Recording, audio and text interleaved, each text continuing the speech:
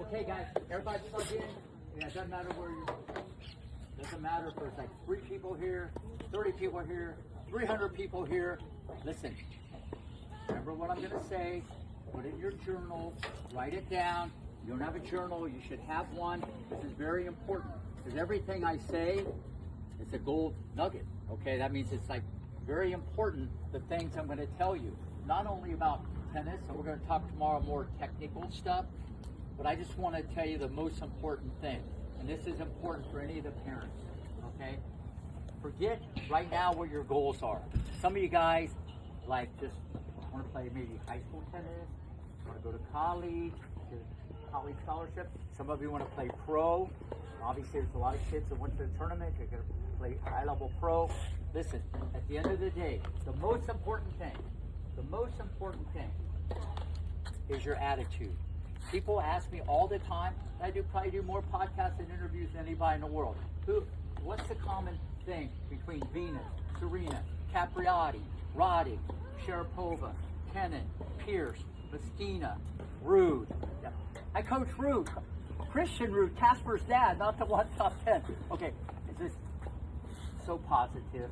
Did they get mad like you? Yeah, but they know one thing. The mind controls the emotion. How you guys feel when you make a mistake or lose a game, it's the exact same way that Djokovic feels, or Sinner, or Alcaraz, or Sabalenka. They feel the same way. But they've trained their mind, okay, in the blink of an eye, it's gone. Where a lot of you parents, you can probably even go to this tournament now. He's winning, he's losing. You can tell what's going on. You can't see that at the highest level.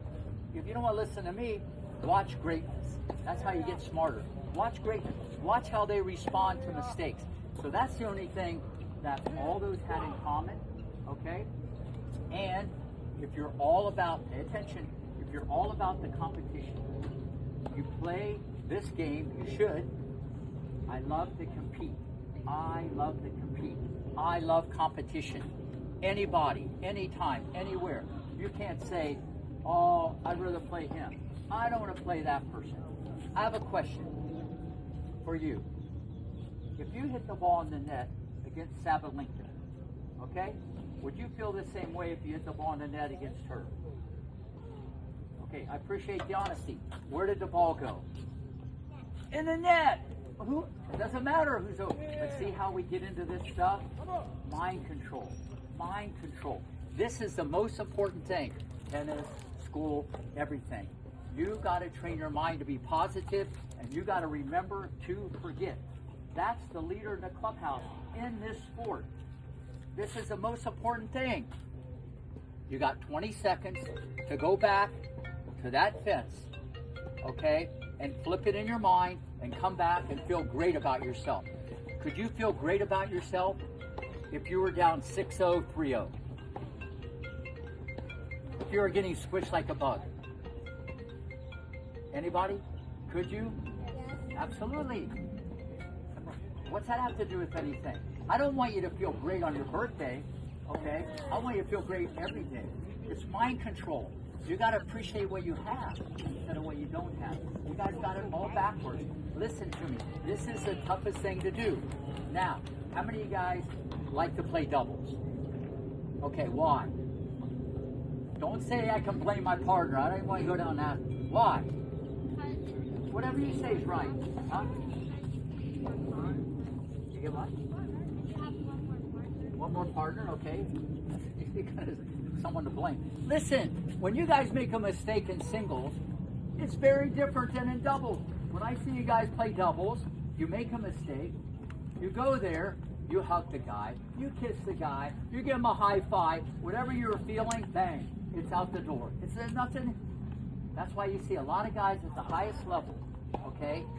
You don't even know who they are. They got great serve, they got great forehand, great backhand, they move good, they got great volley. Okay, but this is the hardest thing to train. And if you guys pay attention, I know you guys are hearing me, but I know a lot of you aren't listening. This is the hardest thing to do. How many of you guys have heard of, I forget his name, Carlos Alcaraz? You've heard of him? He's pretty good, a lot of potential. He'll lose a 20-ball rally, and he could have won it 3 times, and what does he do? He smiles. What is that all about? Because he's all about, he's human, he's just like you, he's not going to be perfect, but when you can flip it in your mind, and you're all about the competition, like Alcaraz, a 20-ball rally, and he should have won the point 3 times, and the guy smiles, forget what it does to his nervous system. What do you think his opponent's thinking? Who is this guy? Okay? That's the wild card, handling pressure. Okay? So I need you guys, listen, if you can buy in that this is the most important thing, this. You're going to get quicker, you're going to get faster, you're going to get smarter, okay? The strokes are the easy part. The strategy is the easy part. I'd rather have someone that just wants to run, sweat, and shut up. And you'll be the best you can be. That's your job description.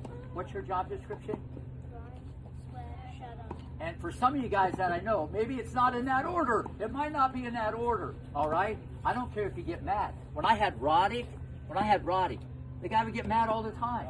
But the next point, he got more determined. Unbelievable. I knew he would be a great pro because he was such a great competitor. And I told you many times about Venus and Serena when I had them. The first hour on the court, I'm going, what is this? This guy tricked me. What am I doing in Compton? This guy tricked me. I'm seeing arms and legs and hair. Beat go. A plane went by. Serena's waving at it. I'm going, whoa, what is this? Then when we played competitive points, game on, we're keeping score. It's something I never saw in my whole life. And still haven't to this day. I never saw 2 little girls try so hard to get to a ball. They would run so hard on a hard court, they'd fall down. So ball, Venus is like 5'9". The ball was there. Her nose would be that far from the ground. It was like a rage. They were all about, it was like personal. I got to get to every ball. Some of you guys, I even say I'll give you $5 you run for the ball, and you don't run. I'm just telling you once I saw that, then I started thinking, who let the dogs out? Okay, okay. When I saw that, I'm thinking 6 feet, 160, 5'10", 145, where this could go. Because when you're all about the competition, you're going to handle pressure better. But some of you guys are so worried about that person's older, that one's younger, they hit harder, you know, I'm this, I'm that. No. You can't enter a tournament and say, I want to play you and not you. Before you get to the semis, or before you get to the fillet, you got to go through the hamburger, the cheeseburger, the quarter pounder, and the Whopper before you get to fillet. That's it. If you're a competitor, I play anybody. Anybody, anytime. Anywhere. 1, 2, 3, bang! All right, fitness. I'll see you later.